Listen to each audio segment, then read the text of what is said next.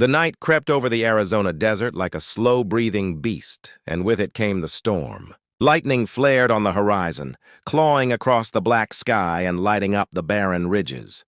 In the middle of it all stood a lonely ranch, half forgotten, half dead, with fences leaning like tired soldiers and a porch that creaked under the weight of years. Inside, Jack Mallory sat by the window, an oil lamp flickering beside him, his coffee long gone cold. He hadn't had a visitor in 15 years. Not one. The dust was his company now, the wind his only conversation. He'd learned to live with the silence, maybe even love it, because it didn't judge him, didn't remind him of what he'd lost. The silver locket on the shelf held Clara's face, his wife, the one who used to hum when she cooked. Next to it, a small wooden horse carved by the hands of a boy long buried on the hill behind the barn. Jack reached for his guitar, fingers tracing the worn wood. The strings gave out a hollow note, tired like him. He plucked a few chords, but the music didn't come. Instead, he set it down, leaned back, and listened to the storm rolling closer. The first drops hit the roof like pebbles, and the wind started pushing at the door. Jack rose, grunting as his knees cracked, grabbed his hat, and stepped outside. The smell of rain and sage filled the air, sharp and wild. He checked the horses in the corral, 2 old Mustangs that hadn't seen a real ride in months. He tightened the gate, adjusted the tarp over the feed barrels, and turned toward the porch when he heard it. Horses. At first, he thought it was the wind fooling him. The desert did that sometimes.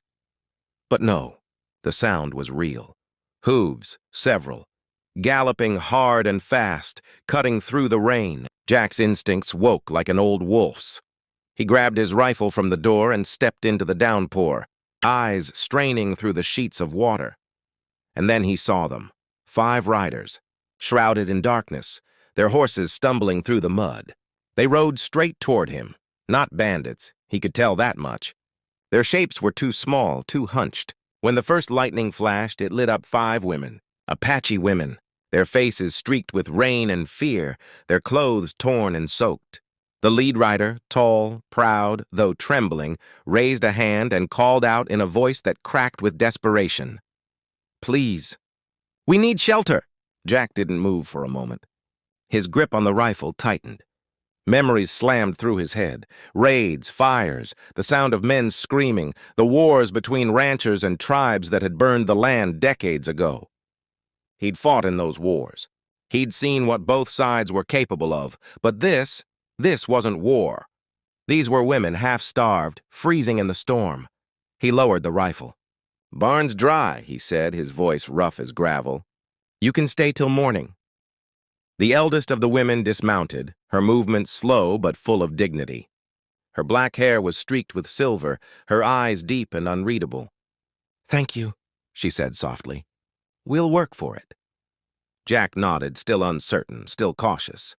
He led them to the barn, watching as they guided their weary horses inside. They moved like shadows, silent and graceful, even in exhaustion. When he brought a lantern, the light flickered over faces etched by grief and endurance. The youngest looked barely 20, clutching a bundle, a baby wrapped in a faded blanket. Jack's throat tightened. He hadn't seen a child in years. He fetched blankets from the house, a pot of leftover stew, and left it by the barn door without a word. He told himself he'd done enough, just a night's kindness, nothing more. But when he tried to sleep, the sound of quiet weeping drifted through the rain. He lay awake for hours, staring at the ceiling, feeling something stir in the hollow part of his chest he thought was long dead. Morning came golden and clear. The storm washed away. Jack stepped outside to find the women still there. He expected them to be gone at first light, but instead they were working, sweeping the porch, milking his cow, repairing the fence he hadn't touched in years. He walked over, hat pulled low.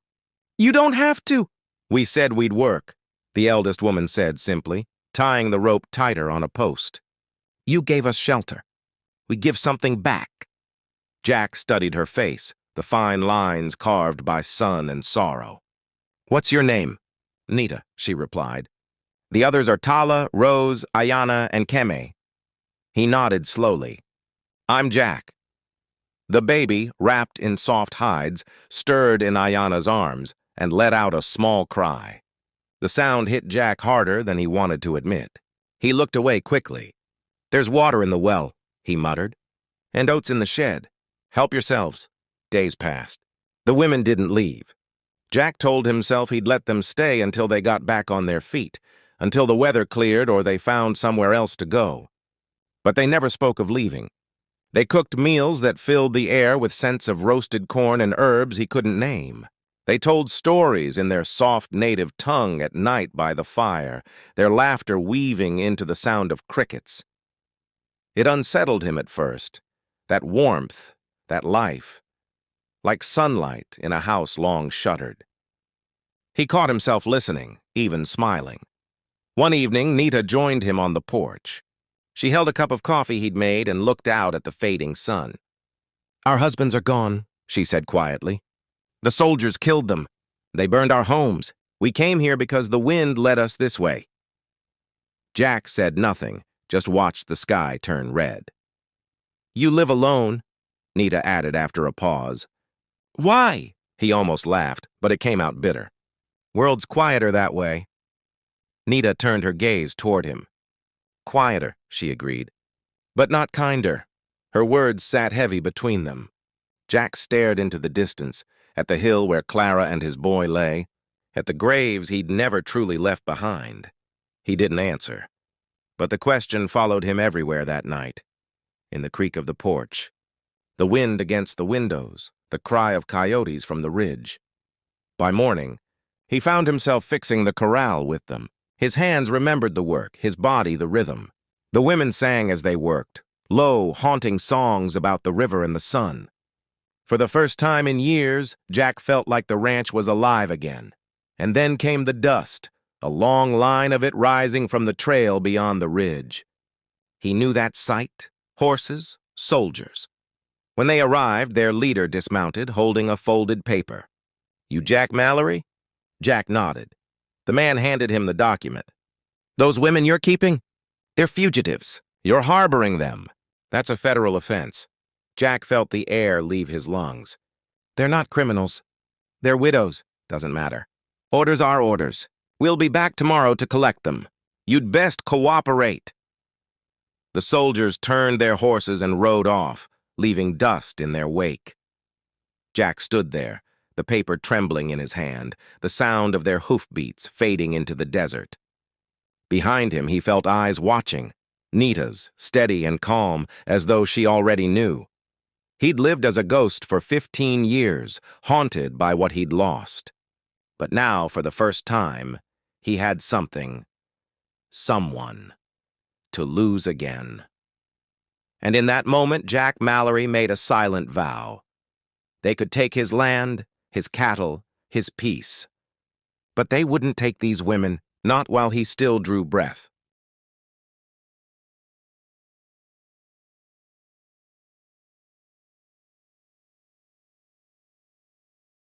The dawn came pale and heavy, dragging silence behind it. Jack sat on the porch, rifle resting across his knees, watching the horizon. The wind carried the faint smell of smoke from the army camp a few miles off. They'd be coming soon, he knew it. He had lived through too many wars not to sense the calm before a storm. Behind him, the ranch had come alive. The Apache women were already awake, moving with quiet purpose. Nita was gathering water from the well, her silver-streaked hair shining faintly in the light. Tala and Rose were tending to the horses, whispering in soft Apache, calming the animals who sensed the coming danger. The youngest, Ayana, held her baby close, humming a tune that rose and fell like the desert wind. Jack looked back at them, these 5 women who had walked into his loneliness and turned it into something like life again. He thought of his wife, Clara, and how she used to hum while she worked the garden. For the first time in years, the sound of a woman's voice didn't make him ache. It made him remember what peace used to feel like. But peace wasn't meant to last long in this land. He stood, his knees stiff, and walked to the barn where Nita was mending a broken harness. "They'll come today," he said quietly. "You should take the horses and go. There's a canyon north of here. They won't follow you there." Nita didn't look up. "And what will you do?" "I'll stall them. Maybe buy you time." Her hand stilled. She met his gaze then, and in her dark eyes he saw something fierce and unshakable. "We've been running for too long, Jack Mallory. Running from soldiers, from hunger, from ghosts. No more!" He opened his mouth to protest, but she stood, her height meeting his. "We'll stay. We'll fight for this land, for what's right." Jack looked away, jaw tightening. "Fight? You don't know what you're asking." "Yes, I do," Nita said softly. "You forget we've buried more than you can imagine." The words struck deep. Jack's grip on the rifle tightened, his heart hammering with something that wasn't fear, but wasn't courage yet either. He'd spent half his life trying to forget how to fight. But now, looking at them, their calm, their strength, he realized maybe fighting was the only way to start living again. By noon, they were ready. The women had moved with quiet precision, helping Jack build barricades from hay bales, broken plows, and wagon parts. They rolled barrels of water to the barn, packed food in sacks, and gathered old rifles Jack had stored since his days as a cavalry scout. He showed them how to aim, how to keep low, how to fire and reload. The baby, wrapped in a blanket, slept in the loft above the barn. Every sound seemed sharper now, the rustle of the dry grass, the creak of saddles, the restless snort of the horses. Then they heard it, the rumble of hooves, faint at first, then growing louder. A dust cloud appeared over the ridge. The soldiers were coming. Jack moved to the corral gate and raised his rifle. "Stay inside the barn," he ordered. Nita stood beside him. "No," he glanced at her. Her chin was lifted, her jaw set like carved stone. Behind her, Tala and Rose took their positions near the windows, while Keme climbed to the loft for a better view. These women weren't running. When the soldiers reached the yard, their captain rode forward, eyes cold under his brimmed hat. "Jack Mallory," he called out. "Step aside. Hand them over." Jack didn't move. "They're under my protection." The captain's face twisted. "You're a fool, old man. You think these savages care about you? You'll hang for this?" Jack's voice came calm and even. "Maybe, but I'll hang standing, not crawling." The captain raised his hand. "Men, take them!" The desert exploded with noise. Gunfire cracked through the still air, echoing off the canyon walls. Dust rose in thick clouds as bullets tore into wood and earth. Jack fired from behind the corral, steady as a rock. His aim hadn't lost its edge. Every shot found a target. The women returned fire from the barn, their rifles flashing in the sun. The soldiers tried to rush the yard, but Jack had planned well. The fences funneled them into open ground, easy targets. Smoke filled the air, and the smell of gunpowder mixed with the sharp tang of sage. Horses screamed. Men shouted. A bullet grazed Jack's shoulder, hot and searing, but he didn't flinch. He fired again, the recoil shaking his tired arms. Nita was beside him, reloading with steady hands. When a soldier tried to flank the barn, Tala took him down with a single clean shot. The fight lasted less than an hour, but it felt eternal. When the last echo of gunfire faded, the desert fell silent again. The soldiers were gone, retreated, leaving behind a trail of dust and blood. Jack dropped his rifle, chest heaving, and leaned against the fence. His shoulder bled freely, but the pain felt distant, unimportant. Nita came to him, tearing a strip from her skirt and pressing it against the wound. "You should sit," she said. He gave a rough laugh. "I've done worse. Back in '68, I took a bullet in the leg and still rode 50 miles. She smiled faintly. "Then you'll survive this too." That night, the ranch was quiet except for the crackle of a small fire. The stars spread wide and bright across the sky, indifferent to what had happened below. The women sat around the flames, tending to their rifles, whispering prayers for the dead. Jack sat apart, looking toward the hill where Clara and his son lay. Nita came to him, holding 2 cups of coffee. She handed him one and sat down beside him. "You fought for us," she said softly. He stared into the dark liquid. "I didn't do it for you." "Then for who?" He didn't answer for a long time. Finally, he said, "Maybe for the man I used to be. The one who believed he could still make something right." Nita's voice was gentle. You did. They sat in silence after that, watching the fire burn down to embers. In the distance, coyotes began to sing. Over the following weeks, they rebuilt what the fight had torn apart. The barn's holes were patched, fences mended, fields cleared. Jack's shoulder healed slow but sure. The women tended to the crops, and laughter once again filled the air. The baby grew stronger, his cries turning into sweet giggles that echoed through the yard. Word began to spread in nearby towns about the Apache ranch, where widows and a white cowboy lived side by side. Some folks called it foolish, others called it brave. A few even sent supplies, beans, cloth, medicine. For the first time in decades, the Silver Mesa wasn't just surviving, it was thriving. And Jack Mallory, he wasn't the last cowboy anymore. He was a man reborn.